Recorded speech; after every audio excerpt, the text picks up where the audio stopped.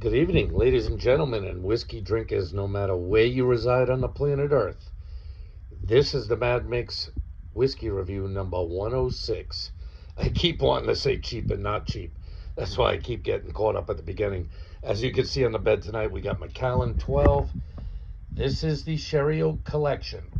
Now, this is only aged in ex-sherry or sherry seasoned cask. I don't know. They don't get too deep into it.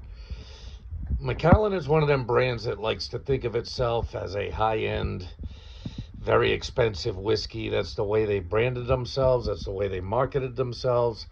And it is what it is. This is a $90 bottle of whiskey where I'm at. This is not cheap. Not in the least. It is very expensive.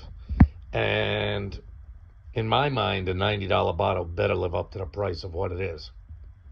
Now, obviously, you can see, if you want to read it, it's a Highland single malt Scotch whiskey, matured in sherry seasoned oak cask. It's got natural color, but it does not say that it's not chill filtered, and it does say sherry seasoned. There's a difference between actual sherry butts that have had sherry mature in it its whole life and sherry seasoned casks where they just throw some sherry in for a little bit and then dump it out and impart some of that sherry into the whiskey that they've made. With that being said, I'll go into this with an open mind. Macallan is one of them controversial companies. You know what I mean? They fancy themselves as very high end. They release a lot of limited bottlings, and people with a lot of money buy it. You know what I mean? I also do have another Macallan laying around. I've got the Macallan. I think it's a double collection or something like that. So with that being said, I don't think I've ever had a Macallan before. I might have had the regular Macallan 12, like their standard core offering 12 years ago, but I did not review it. That was long before this channel, and it was probably a little bit cheaper back then. So with all that being said, let's see what it's got to offer. It claims, what does it claim? It claims it's natural colored and in sherry seasoned casks. I can believe it. It does not say anything about chill filtration. I'm not really particularly concerned with chill filtration. I would rather see a natural color than chill filtration, or non-chill filtration. But to be honest with you, neither one particularly makes a huge amount of difference in how the whiskey tastes. Some claim that chill filtration might take a little bit of the oils and stuff out of it. Okay, I'm not that much of a connoisseur. I'm just a lover of scotch and a drinker of scotch. So, with that nonsense being said, let's get the nose up in the Macallan 12 Sherry Collection. Right off the rip, it's a subtle malt. I like it. You guys know from my videos, I love to get that individual malt scent right up in my schnoz. And this has it. This has that beautiful malt scent that I like. I like it when a distillery has its own malt character, and that malt character stands up in the front. Because that's letting you know what this distillate is made out of. What kind of quality ingredients went into making that new make clear whiskey that's got to go into a barrel. And this has it. This has a very, very good malty scent up front. Very individual and character oriented.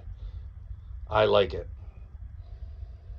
To be honest with you, the fruits are not that up front as I thought they might be. For this being a fully aged 12-year in just sherry seasoned barrels, I would expect a little bit more of that fruit punch. In fact, a lot of times that fruit punch will be in front of the malt. Not on this one. It's not a overwhelming fruit presence on the nose so far. That beautiful malt, though, I gotta give it to him. You know what I mean? For all the hype Macallan puts out, and for all the shit they get for their pricing, and this is a pricey bottle, that beautiful malt scent is up front and right where I want it. I love it when a distillery has its own character. Yeah, you're getting a hint of some of that fruit in the background. Obviously, you can see how rich and dark it is. There's going to be that. But honestly, that fruit is way lighter than I thought it would be based on the non-coloring and based on the years it spent in that sherry cask. Well, we're not here to sniff it, people. We're here to drink it. That's what whiskey's made for.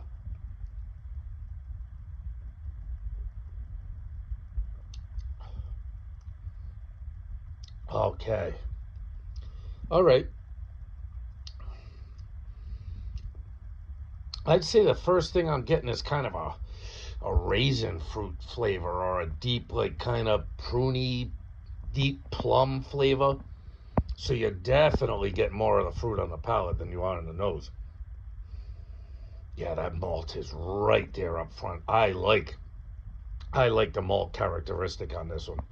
This is another one, like I've said before, like a Balvenie, an Oban, a Bunnahabhain, a Glendronach. Those distilleries that have that very individual malt flavor. This is a malt scent and flavor. And this is one of them. Beautiful. All right, let me get one more sip because. All right, let me get one more sip and then because.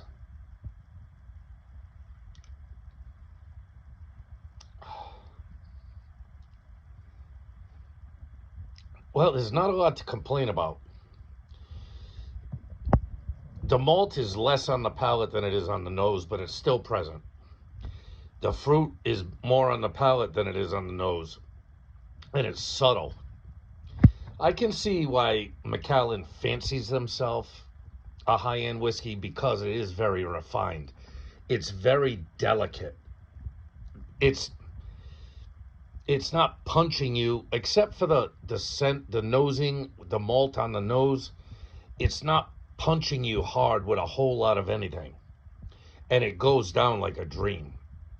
Like when you drink it, you know, like I just did the Bunnahabhain recently, the Bunnahabhain 12. That thing punches you with so much stuff at one time, or even the Glen Glassaw Sand End that I did one at one point. The Glendronach 12. Those things, even Oban, those things are hitting you hard with different things coming from different angles. This is a very subtle and delicate and refined whiskey. I can see why they fancy themselves as being high end. Whether you think it's a $90 high end, I've seen it even more expensive than that. But my local liquor store where this goes, I saw it there. They got it in not that long ago. I ended up buying for the 100th whiskey review the Ben Romick 15 because it was even cheaper than this. But they had just gotten it in that day for my 100th whiskey review. And I said, you know what? I saw it for a much higher price up in New Hampshire and Maine, like $100. It's $90 here back home. So I said, well, maybe I should pick it up back home here because it's probably the cheapest I'm going to find it. Oh, that beautiful malt. I got to admit, for whatever you're going to say about Macallan, it's got a beautiful, beautiful, beautiful malt scent to it. I love a scotch with a nice individual malt scent. It's so good. All right, one more sip and we got to put a wrap on it.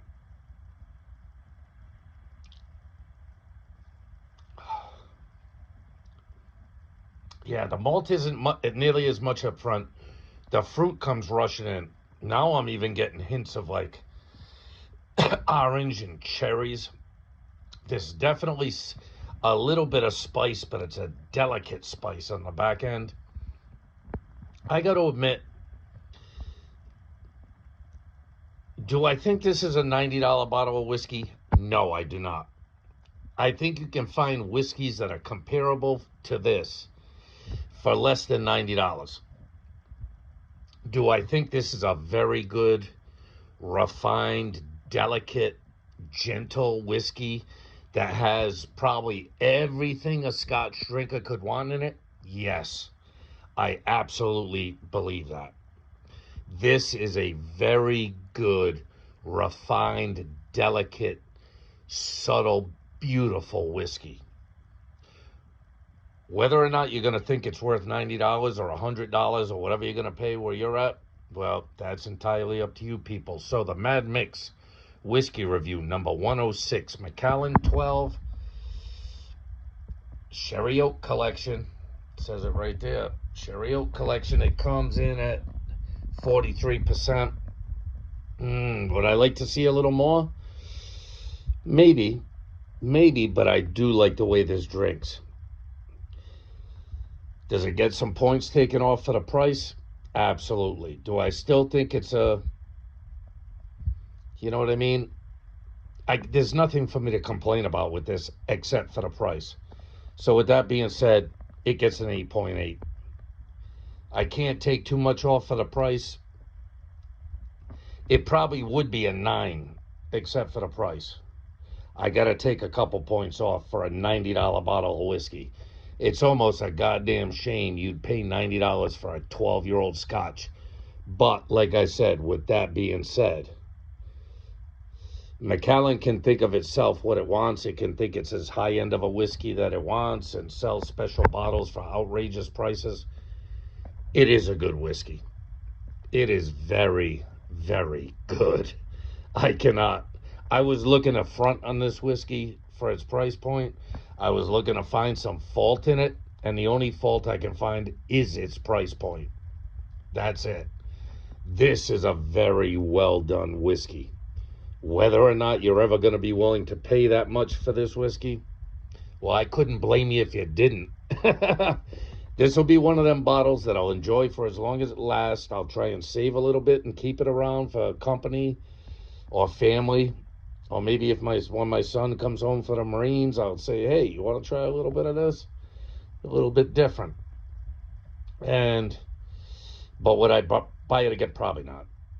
I don't buy the same bottle twice for $45. Never mind buying the same bottle twice for $90. I'll enjoy the experience. I'm glad I tried it. I got another Macallan in the pipeline. It definitely gets my recommendation, but it definitely doesn't get my recommendation for a $90 bottle of 12-year-old scotch. You know, with that being said, it is what it is. It is what it is. It's a beautiful whiskey that costs a fucking fuck ton of money. You know, for the average working man, the average scotch drinker, you're not going to be buying $90 bottles of scotch very often. Maybe at Christmas time, maybe if you hit the lottery, maybe if you work some overtime and you want a special bottle, this would be one you would buy. But other than that, I won't be buying it again. I am enjoying it, but I refuse to do $90 bottles of scotches more than once. But I'm glad I did the review. I'm glad I got it. It's a very good whiskey. If you want to try it, definitely gets my recommendation. But I can perfectly understand if you do not want to spend that kind of money on a very good bottle of scotch. I understand that. With that being said, love yourself. Always love and respect yourself. Hey, just came back from a trip to Maine, a beautiful vacation with my long-suffering girlfriend, Kathleen, who I love, and her dog, which at this point is probably more like our dog. We've been together so long. So take some time. Take some time, people. Like, getting away and taking time away and taking a vacation. We don't take expensive vacations. But then, obviously a vacation isn't free and it's not cheap. You're usually eating out. You got to pay for the motel or the hotel. And sometimes you'll have to pay a little extra if the dog's going to come along. But every once in a while, taking a little trip away recharges your soul, gives you a little bit of, I think Kathleen said she saw a thing where it reestablishes your dopamine or gives you a hit of dopamine that brings you back, charges you back up, because eventually you got to go back home, you got to go back to work, you got to get back to life, you got to get back to doing all the things that you have to do. But don't be afraid to take a little time away, and don't be afraid to enjoy a delicious scotch, maybe not at this price point. With that being said, I love you people. I'll see you on the next one. There's always a next one. Later.